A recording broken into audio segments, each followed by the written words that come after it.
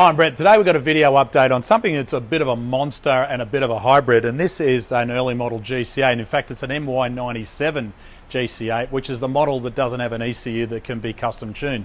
It wasn't until late 98, which is the MY99 model, where you can custom tune the factory ECU, and the easy way to tell that if you've got that model is the fact that it's got a metallic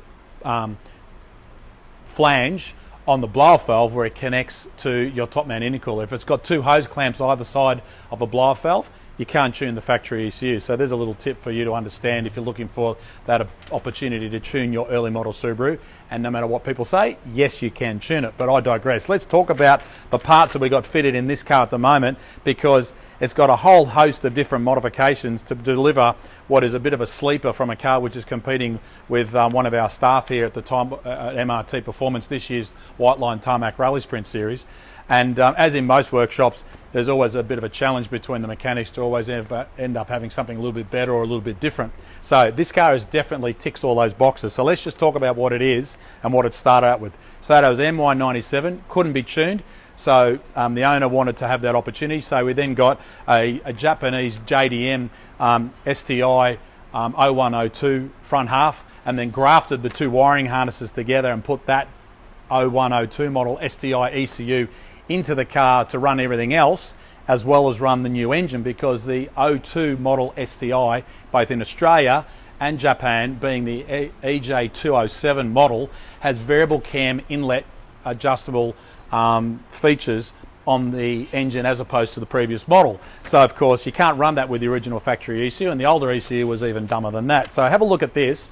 You can see on the top of the engine here, that's the variable cam control solenoids, and that's the oil pressure supply line. And there's another one on the passenger side, which is down here as well. And I'll get some still photos to show you that in a second. So the engine was then had a mild upgrade with some ARP 2000 heavy duty head studs. But other than that, the internals of the engine are original, because it's a pretty tough engine. This engine comes factory standard, and you can still buy these short blocks, EJ207s, if you check up the right part number. Forged, genuine factory forged pistons, pretty strong rods, and a good crankshaft, and a package of parts you can bolt your heads onto. Now that engine typically out of the box will take around 21, 22 PSI boost all day, every day. But in this situation, with the mods that the owner of this car has done, he's looking for more grunt, because running on E85, it was only getting around 252 kilowatts at the wheels, and a pretty good increase in torque. And at that time, it was running a VF30 STI turbo, and the turbo just wasn't capable of delivering any more sustained boost above the settings of what was coming with the car. So you can see also, I put here, this is what comes with the JDM engines from Japan. Really good quality silicon intake, which went to the original factory turbo, which in the original installation was a VF30. Now, I'll use this as an example. You can see the difference in size between this one and the new 3-inch intake, which is matched to the Blausch turbo, which is the upgraded turbo to replace the original STI one. And you can see also here just the dramatic differences in the flow capacity. And also the really interesting thing, I get the cameraman to have a look, you can see the offset that you need when you start going to bigger intakes, because the intake side of this remains the same, where the up pipe comes off the inlet exhaust manifold through the up pipe.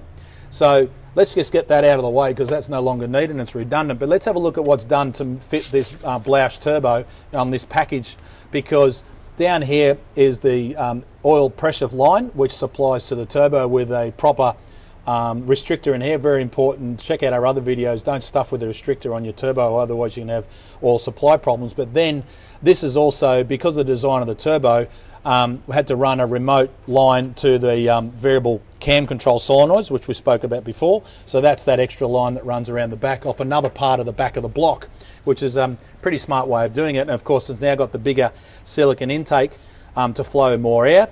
And then you can see here, now on these original engines, the risers on the STIs didn't have TGVs, that's tumble generator valves, in the butterflies here, so that's like an early model choke. They did have this throttle plate in here which guides the air going into the inlet. So as you're looking straight down there, you're looking into the inlet of the engine, And on this is a common upgrade on WRXs to delete the TGVs and replace them with these. And you can see here they're running Injector Dynamics 1300cc injectors because it runs E85, and it's got the Torque Solutions split rail setup with the injectors here and the rail assembly to feed the two top feed injectors. And again, that's a different type of injector to the early model Subarus. And you'll see all the way over here is an additional fuel pressure regulator, because we're running split rails, meaning you're going to run a fuel line to this side of the engine and another separate fuel line to this side of the engine, so you don't end up having some of the known problems where one cylinder runs a different fuel pressure or fuel supply to the other, which can cause problems from a tuning point of view. So let's get back to some of the other facts. Factory forged EJ207 with the better quality head studs, 252 kilowatts, running ARP head studs on the original VF30 turbo on E85. Target now with the bigger turbo is to run somewhere between 21 and 24 psi boost, but we can hold that boost to higher in the RPM and hopefully hit 300 kilowatts at the wheels, because with this package of parts and the flow capacity of this turbo, it's going to sacrifice a little bit of bottom end performance because it is a bigger turbo, but gain a whole heap of top end. And also the bigger ID 1300 injectors will give us plenty of scope to run on E85. Now this doesn't run flex fuel. I'm running it on E85 all the time. And of course it's got a good quality exhaust manifold, which is ceramic coated, because when you start pushing this type of horsepower, you need a good exhaust manifold. Now the early model STIs did have very good factory manifolds, but when you start getting to these level of power, the manifold is something that needs to be replaced. But on earlier and lower spec engines, don't waste your money, because the exhaust manifold really doesn't make a big difference. So the next thing is, on top of here we'll put the inlet manifold, which basically just fits right over the top of all those parts, and then all the rest of the peripheral parts goes back together. Crank it up, get it on the dyno, and we'll give another video update in the next couple of weeks before the first round of the White Line Tarmac Rally Sprint Series. So there you have it. Bit of a Frankenstein upgrade, but something that's a little bit different, and a challenge as well with the amount of time, and the amount of time just spent by the owner putting the wiring harness together was massive. So don't just go out and hope you can bolt this engine in without a lot of aftermarket work as well, and after hours time.